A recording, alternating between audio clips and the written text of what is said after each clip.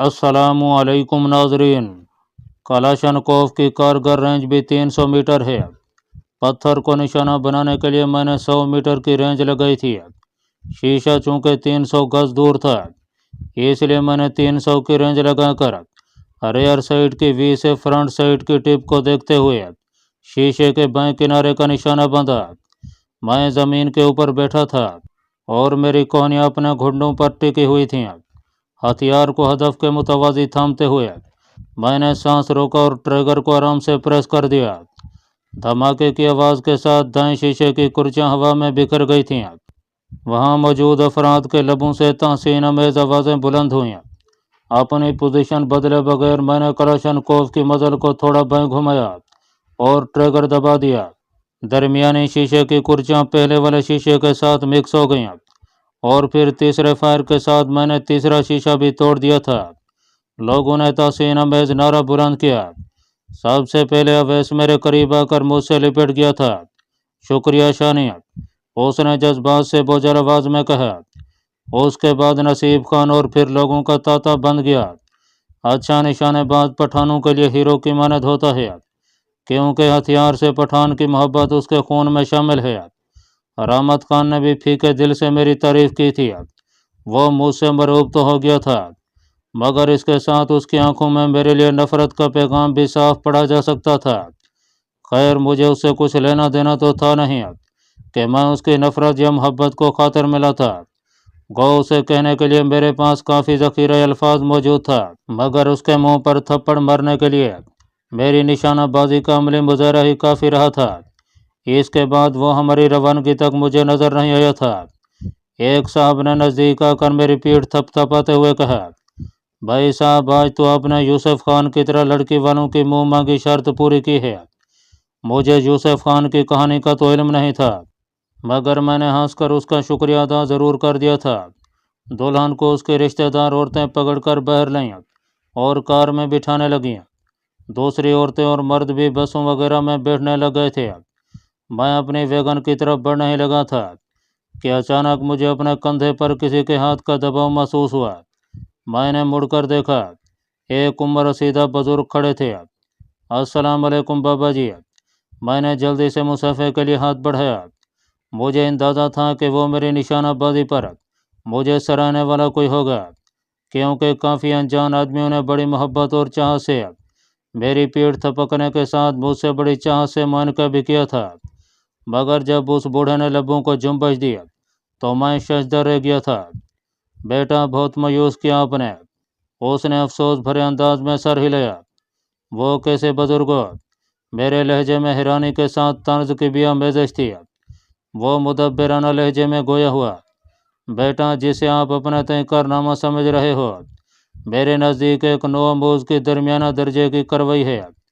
आम लोगों का सराहना अपनी जगह, मगर आप ईमानदारी से बताएं, जब पत्थर पर पहली गोली चलाने के साथ आपको ये पता चल गया था कि गोली किस तरफ को जा रही है, तो दूसरी गोली चलाने का फ़ायदा? यह सरासर इस बात को जाहिर करता है कि आप में खुद एतमादी की कमी है।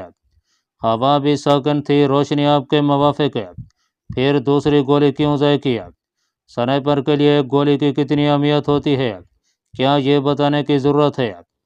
फिर आपने पहले शीशे के दरमियान में गोली हिट की, दूसरे शीशे पर यह गोली दाएं किनारे पर लगी और तीसरे शीशे पर यह गोली बाएं किनारे पर लगी। मैं खुद करीब जाकर देख आया हूँ। यह कौन सी स्नाइपिंग है? सरासर अनाड़ीपन है। और पहली गोली के बाद हर दफ़ा नया निशाना लेते हुए आपने 10 से 15 सेकंड ज़ाय किया। अगला निशाना 1 से 2 सेकंड के अंदर ले लेना चाहिए था, जबकि स्नाइपर राइफल के बरक्स आपके हाथ में कलाशनकोव थी, जो कि ऑटोमेटिक हथियार है। इस बूढ़े की बातों ने मुझे एकदम एहसास दिलाया कि मैं किसी अहले फ़न के सामने खड़ा हूँ। उसका मुशाहदा गज़ब का था। यकीनन एक ही राइफल से फायर करने वाले अच्छे फायर की गोलियाँ एक ही जगह पर लगनी चाहिए थीं, और निशाने को यकीनी बनाने के लिए मैंने वाकई आम हालत के बरक्स ज़्यादा वक्त लगाया था। मैंने खफीफ लहजे में जवाब दिया, आप बिल्कुल ठीक कह रहे हैं सर। वो क्या कहते हैं, अंधों में काना राजा। तो बस वही मिसाल मुझ पर फिट बैठती है। मुझे क्या मालूम था कि कोई उस्ताद यहाँ मौजूद है। अगर पता होता तो ज़रूर एहतियात करता। गो इसके बाद भी आप मेरी गलतियाँ ढूंढ लेते, मगर यह यकीनी बात है कि ऐसी सूरत में गलतियों की तादाद में थोड़ी कमी ज़रूर होती है। बेटा हमेशा याद रखो, एक स्नाइपर के लिए ज़रूरी है कि वो जब भी ट्रिगर प्रेस करे ये सोच कर करे कि उसके पास आखिरी गोली है, जो निशाने पर लगने की सूरत में ही उसका मिशन पाया तकमील तक पहुंच सकता है। वैसे सर, आपको कैसे पता चला कि मैं स्नाइपर हूँ? मैं मुतजस्सिस हुआ। वो हंसा, जिसने उम्र का बेहतरीन हिस्सा इस शुगल में बिताया हुआ। ये सवाल उसका मजाक उड़ाने ही के मुतरादिफ है। आपका नाम जान सकता हूँ सर? आजकल मुझे उमर दराज खान कहते हैं। वैसे कभी इजराइल सानी कहकर पुकारा जाता था। क्या? मैंने बेसाख्ता उसके हाथ चूम लिए। वो मेरे उस्तादों के उस्तादों का भी उस्ताद था। उस वक्त पाक आर्मी में स्नाइपिंग के लिए G3 पर टेलीस्कोप साइट लगाकर इस्तेमाल किया जाता था। वो G3 राइफल से 600 मीटर तक भी एक आम आदमी के इन दोनों आंखों के दरमियान गोली मारने की सलाहियत रखता था। आज की जदीद स्नाइपर राइफल से एक नोवा मोज भी 600 मीटर पर हदफ को आसानी से निशाना बना सकता है, मगर G3 राइफल से 600 के फासले पर किसी आदमी को निशाना बनाना बहुत बड़ा कमाल था।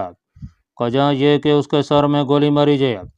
200 और 300 मीटर के फासले से वो टारगेट पर कोई भी नाम लिख लेता था। उसकी कहानियाँ आज तक स्नाइपर्स में ज़बान आम थीं। वो कभी अपने मिशन को अधूरा छोड़कर नहीं लौटा था। उस्ताद हमें बताते थे कि वो उड़ती हुई मक्खी को भी निशाना बना सकता था। वो हमारे लिए हीरो का दर्जा रखता था। रिटायर्ड होने के बाद वो बज़ाहिर गुमनाम हो गया था, मगर उसके शागिर्द और फिर शागिर्दों के शागिर्द आज तक उसके कारनामों और उसके नाम को जिंदा रखे हुए थे। आप मुझे जानते हैं। उसके होंठों पर मध्यम सी मुस्कुराहट उभरी, जिसमें गरूर की बजाय इनकसारी छुपी थी। मैंने फरते अकीदा से कहा, आप मेरे हीरो हैं सर, बल्कि मेरे क्या हम सब के हीरो हैं। आप लोगों की मोहब्बत है बेटा। उसी वक्त अवैस ने मुझे आवाज़ दी, ज़ीशान हम बस तुम्हारा इंतज़ार कर रहे हैं। अच्छा सर, इजाज़त दें। मैंने एक मरतबा फिर उसके दोनों हाथों को थाम कर चूमा। मैं इंशाअल्लाह ताला जल्द ही आपको मिलने दोबारा आऊँगा। ज़रूर बेटा। उसने मुझे खींचकर छाती से लगाया और मेरे माथे पर बोसा देते हुए बोला, लगता है तुम मेरा रिकॉर्ड तोड़ दोगे। उसने अपनाया से मुझे आपकी बजाय तुम कहा था, जो मुझे बहुत अच्छा लगा था। मुश्किल है सर। मैंने नफ़ी में सर हिलाया। हाँ अलबत्ता कोशिश ज़रूर करूँगा। गुड। और जब मिलने आना तो वो मेरा मकान है। उसने थोड़ी दूर मौजूद एक सफ़ेद रंग के पुख्ता मकान की तरफ इशारा किया। मैं शुक्रिया कहकर मुंतज़र खड़ी वैगन की तरफ बढ़ गया।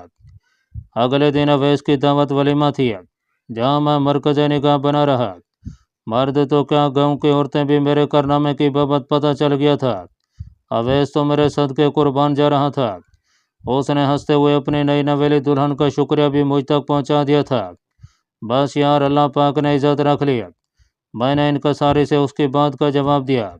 उसने मुस्कुराते हुए कहा, बिल्कुल, अल्लाह पाक ही सब की इज़्ज़त रखने वाला है। लेकिन यह भी हकीकत है कि हर बंदा इस तरह की उस्तादी नहीं दिखा सकता।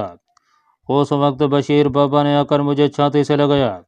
वह मेरे शेर, दिल खुश कर दिया है। अगर आप ना होते तो कल शायद पठान भाइयों के सामने हमारी बड़ी सबकी हो जाती। इज्जत जिल्लत अल्लाह पाक के हाथ में है चचा। हाँ बेटा, सही कहा। सबब भी तो वही पाक परवरदिगार पैदा फरमाता है। मैं उस बात में सर हिलाकर अवैस के साथ चारपाई पर बैठ गया। सुबह 10 बजे ही खाना खिलाने का सिलसिला शुरू हो गया था। मैं चूँकि दुल्हा का करीबी दोस्त था, इसलिए मैं भी इंतज़ामिया में था। और फिर दिन 12 बजे के करीब अबू जान ने वहीं आकर मुझे एक मेहमान की आमद की इतला दिया। कौन है अबू जान? तुम्हारा फौज का कोई साथी है बेटा, उसे यहीं साथ ले आना था। अबू जान ने नफ़ी में सर हिलाते हुए कहा, वो हमारा मेहमान है बेटा, तुम्हारे दोस्त अवैस का नहीं। अच्छा आप चलें, मैं अवैस को बता के आता हूँ। अबू जान सर हिलाते हुए वापस मुड़ गए और मैं अवैस की तरफ बढ़ गया कि उसे इजाज़त लेना ज़रूरी था। यार, मेहमान को भी यहीं ले आते। अवैस ने बिला तकल्लुफ़ ऑफ़र किया। मेरा भी यही इरादा था, मगर अबू जान कहते हैं घर की रहमत पर पहला हक उसी घर का होता है जहाँ रब पाक ने वो रहमत भेजी होती है। चलो ठीक है, वो फीकी मुस्कुराहट से बोला और मैं घर की जानिब चल दिया। बैठक में अबू जान के हमरा शहजाद बैठा था। उसका ताल्लुक भी तलागंग ही से था। अरे शहजादे तुम, मैं बाजू फैलाकर उसकी जानिब बढ़ा। वो भी मुस्कुराते हुए खड़ा हो गया था। पुरतपाक मानके के बाद मैं उसके साथ ही चारपाई पर बैठ गया। अच्छा आप लोग गपशप करो, मैं खाने का देख लूँ। अबू जान घर के अंदर की जानिब बढ़ गया। टेबल पर धरे चाय के बर्तन वो साथ ले जाना नहीं भूले थे। सुनाओ भाई कैसे रास्ता भूल पड़े? वो हंसा। कोई अच्छी खबर नहीं है? या अल्लाह खैर, मैंने डरने की अदाकारी की। इतना भी डरने की ज़रूरत नहीं है। बस तुम्हारी बकिया छुट्टी मनसूख हो गई है। दाद तेरे की, मैंने मुंह बनाया। घबरा गया। नहीं बहुत खुश हूँ, मैंने तंज़ लहजे में जवाब दिया। वजह नहीं पूछोगे? नहीं पहले छुट्टी की मनसूखी की खबर हजम कर लो। अब इतना भी ख़राब नहीं है तुम्हारा हजमा। अच्छा फूटो, तुम्हारे पेट में दर्द हो रहा होगा। उसने कहका लगाया। यकीन मानो किसी फौजी के लिए सबसे बुरी खबर छुट्टी से बुलावे की है। सही कहा यार, मैंने तकिए के साथ टेक लगा लिया। किसी कोर्स के सिलसिले में मुल्क से बाहर जाने का सुना है मैंने। उसने मोहतात अल्फाज में मुझे असल बात बताना चाहिए। मुल्क से बाहर क्या मैंने जाना है? मेरे लहजे में बेयकीनी थी। 2 निशानाबाज जाएंगे और उनका इंतखाब कारकर्दगी की बुनियाद पर होगा। 2 बंदूकें जाने का मेरी छुट्टी से क्या ताल्लुक है? कल से तमाम लोगों की 2 हफ्ते की प्री ट्रेनिंग शुरू हो रही है। ट्रेनिंग के इख्तिताम पर अच्छी कारकर्दगी वाले 2 स्नाइपर अमेरिका जाएंगे। वहाँ पर दूसरे ममालिक से भी कुछ स्नाइपर जा रहे हैं। इसी कठ में पहला हफ्ता तो रेंज मास्टर की साइट के बारे में जानकारी मुहैया करने के मुतालिक होगा। इसके बाद 8 हफ्तों का स्नाइपर कोर्स है, जिसमें कारकर्दगी की बुनियाद पर सर्टिफिकेट भी जारी किए जाएंगे और यकीनन हर मुल्क चुने हुए अफराद ही भेजेगा। और यही कोशिश हमारे कमांडर की भी है। मगर यार, रेंज मास्टर तो बरतानिया का हथियार है। मैंने हैरानी से पूछा। इन दिनों रेंज मास्टर नई नई पाकिस्तान आर्मी में वारिद हुई थी। ये एक लॉन्ग रेंज और बड़े कलीपर वाले स्नाइपर राइफल है और टेलीस्कोप साइट की मदद से कोई भी अच्छा निशानेबाज उससे 1.5 से 2 किलोमीटर तक किसी इंसान को निशाना बना सकता है। अपने बड़े कलीपर की वजह से उसे अफराद के अलावा मटेरियल के खिलाफ भी इस्तेमाल किया जा सकता है। हाँ मगर लिव पुलिस साइट एक अमेरिकन कंपनी के ईजाद है। उसने मेरी मालूमात में इजाफा किया। जाना कब है? बताया तो है 2 हफ्तों की ट्रेनिंग के बाद जिन अफराद का इंतखाब होगा वही जाएंगे। शायद हफ्ता एक मज़ीद कागजी कार्रवाई वगैरह में लग जाए। मतलब 2 हफ्तों बाद मुझे बकिया छुट्टी मिल जाएगी। उसने हैरानी से पूछा। क्यों तुम नहीं जाना चाहते?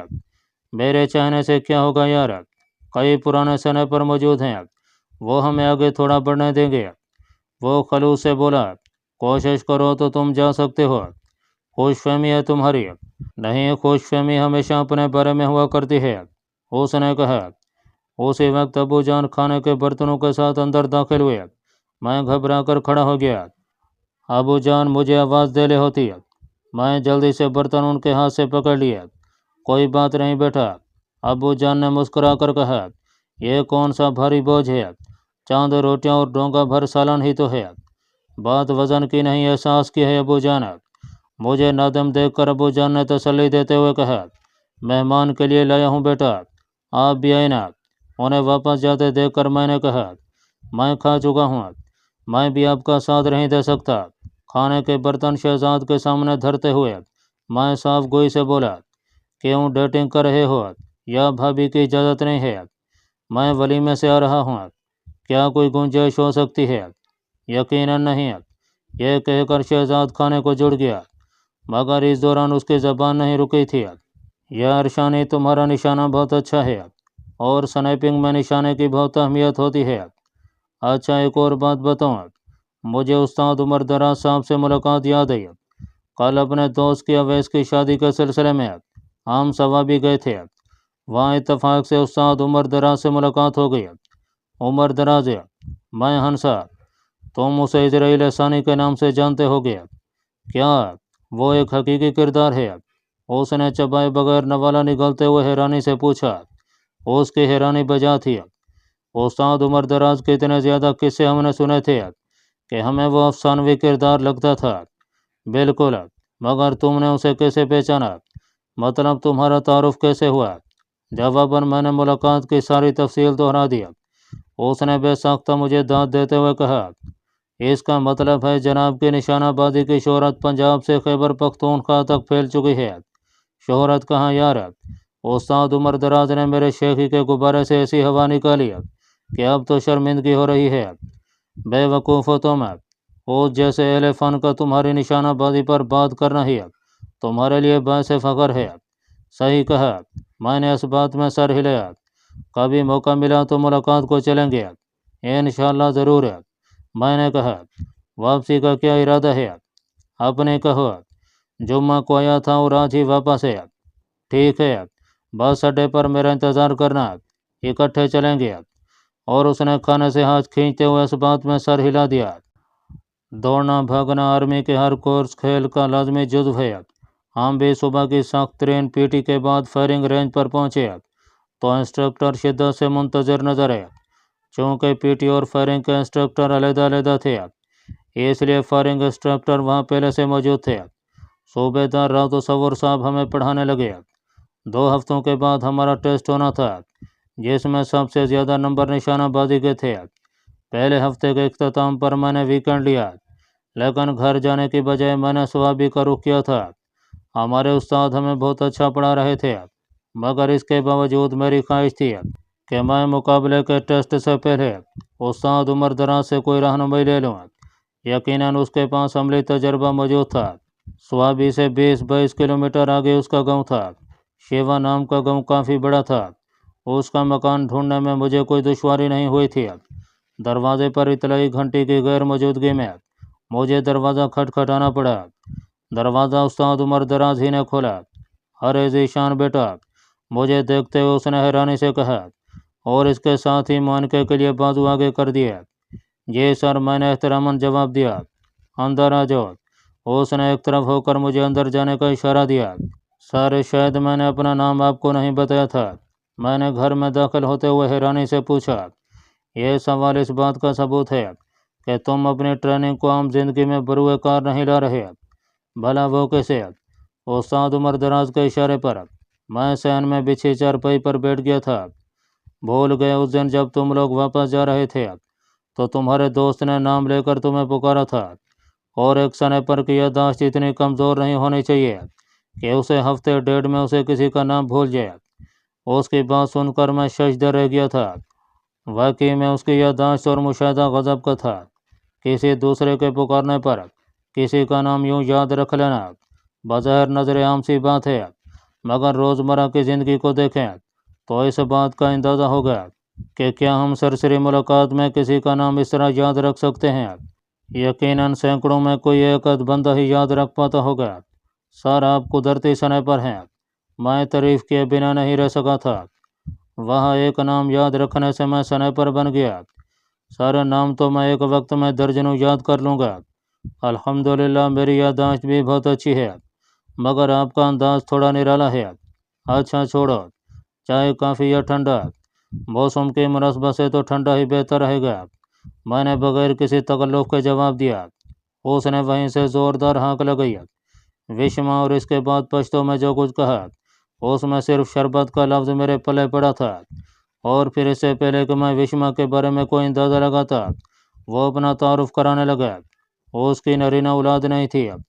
2 बेटियां थीं जो कि कब के अपने घरों की हो गई थीं, बल्कि अब तो खुद बच्चों वाली थीं। इन दिनों वो अपने घर वाली के साथ अकेला ही रह रहा था, और यही वजह थी कि वो मुझे सीधा घर के अंदर ले आया था, वरना पठानों में किसी को घर के अंदर ले जाने का रिवाज ज़रा कम ही है। मेहमानों की खातिर हर घर से मुल्हक बैठक मौजूद होती है। शरबत बनाकर उसकी बीवी वहीं ले आई थी। जग गिलास टेबल पर रखकर उसने मेरे सर पर हाथ रखकर पश्तो में कुछ कहा, जिसका तर्जमा उस्ताद उमर दराज ने किया। वो मुझसे हाल चाल पूछ रही थी। ठीक ठाक हूँ खाला, बस आपकी दुआ चाहिए, मैंने उर्दू में कहा। मेरी उर्दू का तर्जमा भी उस्ताद उमर दराज ने पश्तो में किया, और वो सर हिलाते हुए वापस चली गई। उस्ताद उमर दराज ने मुस्कुराते हुए मुझे मशवरा दिया, ویسے تمہیں پشتو سیکھ لینا چاہیے۔ یہ کہہ کر وہ گلاس بھرنے لگا۔ صحیح فرمایا۔ شربت کا گلاس اس کے ہاتھ سے تھامتے ہوئے میں اطمینان سے بولا، فی الحال تو آپ مجھے نشانہ بازی کے بارے میں کچھ سکھائیں۔ اتنے اچھے نشانہ باز تو تم ہو، شاید ایسا ہی ہے، مگر میں آپ جیسا بنانا چاہتا ہوں۔ تو کس نے کہا کہ تم مجھ سے کم ہو؟ سارے گو آپ کثر نفسی سے یہ کہہ رہے ہیں، اس کے باوجود میں پھولے نہیں سما رہا۔ اب ایسا بھی نہیں ہے سر، اب چھوڑیں بھی، یہ نہ ہو میں پھول کر پھٹ ہی جاؤں۔ اور میری یادداشت اتنی بھی کمزور نہیں ہے، مجھے آپ کی ساری گفتگو حرف بحرف یاد ہے کہ میرے فائر میں آپ کو کون کون سی خامیاں دکھائی دی تھیں۔ اب میں وہ اور اس جیسی مزید خامیاں دور کرانے آیا ہوں۔ اس کے لیے آپ کے اساتذہ موجود ہیں نا؟ اس نے حیرانی سے پوچھا۔ یا ان سے آپ مطمئن نہیں ہو؟ نہیں، بہت اچھے استاد ہیں، خاص کر راؤ تصور صاحب تو بہترین انسٹرکٹر ہیں۔ میں خلوص دل سے بولا، لیکن آپ تو ان کے استاد ہیں، بلکہ ان کے استادوں کے استاد ہیں۔ ہاں، مگر اب تو کئی جدید ریفلز متعارف ہو گئی ہیں اور ہم ٹھہرے ماضی کے سنے پر۔ سر، نشانہ بازی کی اصل تکنیک تو وہی ہے نا؟ وہ مسکرایا۔ ویسے تمہارے بارے میں میرا اندازہ ٹھیک تھا کہ کافی ضدی ہو۔ پرسوں شام کو میری واپسی ہے، میں نے اطمینان بھرے لہجے میں کہا۔ ہتھیار تو یقیناً ساتھ نہیں لیا ہوگا؟ اس نے پوچھا۔ میں نے کہا، سر آپ تو آرمی کے قوانین کے بارے میں اچھی طرح جانتے ہیں، یوں ہی پوچھ لیا تھا۔ ویسے میرے پاس ڈریگنو موجود ہے۔ اوہ ویری گڈ، میں نے تحسین آمیز لہجے میں کہا۔ ڈریگنو سنائپر رائفل روس کی ایجاد کردہ ایک سیمی آٹومیٹک سنائپر رائفل ہے۔ حالانکہ عمومی طور پر سنائپر رائفلز بولٹ ایکشن ہوتی ہیں، مطلب ہر دفعہ فائر کے بعد رائفل کو کاک کرنا پڑتا ہے۔ اس کی رینج 1000 میٹر ہے اور میگزین میں 10 گولیوں کی گنجائش ہے۔ اس کا بلٹ سٹائر سنائپر جتنا ہی ہوتا ہے، مطلب 7.62 mm۔ بس میاں شوق تھا، پچھلے سال کی کچھ رقم ہاتھ لگی اور میں نے اپنا شوق پورا کر لیا۔ ٹھہرو تمہیں دکھاتا ہوں۔ یہ کہہ کر وہ کمرے کی طرف بڑھ گیا اور چند لمحوں بعد ڈریگنو رائفل کو ہاتھ میں پکڑے کمرے سے برآمد ہوا۔ رائفل کی بھوری باڈی چمک رہی تھی، واضح طور پر نظر آ رہا تھا کہ استاد عمر دراز اس کی صفائی کا خصوصی اہتمام کرتا ہے۔ یہ دیکھو، میں نے اس کے ہاتھ سے رائفل تھامتے ہوئے اپنے ٹریننگ کے مطابق سب سے پہلے رائفل کی میگزین اتاری اور پھر 2 دفعہ کاک کر کے اس کے خالی ہونے کا یقین کرنے کے لیے اس کی بیرل اوپر کی طرف کر کے میں نے ٹریگر پریس کیا اور پوچھا، کافی مہنگی ہی ہوگی؟ نہیں، میرے شوق سے تھوڑی کم قیمت تھی۔ ہاں سر، شوق سے تو ہر قیمت ہی کم ہوتی ہے۔ اور اس کی ٹیلیسکوپ سائٹ میں نے بے ساختہ پوچھا۔ خریدی تھی۔ اس کے بغیر یہ رائفل کس کام کی؟ صحیح کہا سر، میں نے اس بات میں سر ہلایا۔ اسی وقت شام کی اذان ہونے لگی تھی۔ وضو کر کے ہم مسجد میں چلے گئے۔ وہاں کافی آدمی نے مجھے پہچان لیا تھا۔ اویس کی شادی کے دن میں نے نشانہ بازی کا جو مظاہرہ کیا تھا وہ انہیں نہیں بھولا تھا۔ وہ تمام مجھے بہت محبت اور عقیدت سے ملے تھے۔ نماز کے بعد کافی آدمی بازی تھے کہ میں ان کے گھر کھانا کھانے چلوں، مگر استاد عمر دراز خود ایک روایتی پٹھان تھا، گھر رحمت کو وہ کسی کے گھر کیسے جانے دے سکتا تھا؟ کھانا کھا کر ہم عشاء کی نماز تک گپ شپ کرتے رہے۔ نماز پڑھ کر استاد عمر دراز بیٹھک ہی میں رائفل اٹھا لیا اور مجھے نشانہ بازی کے متعلق خاص باتیں بتانے لگا۔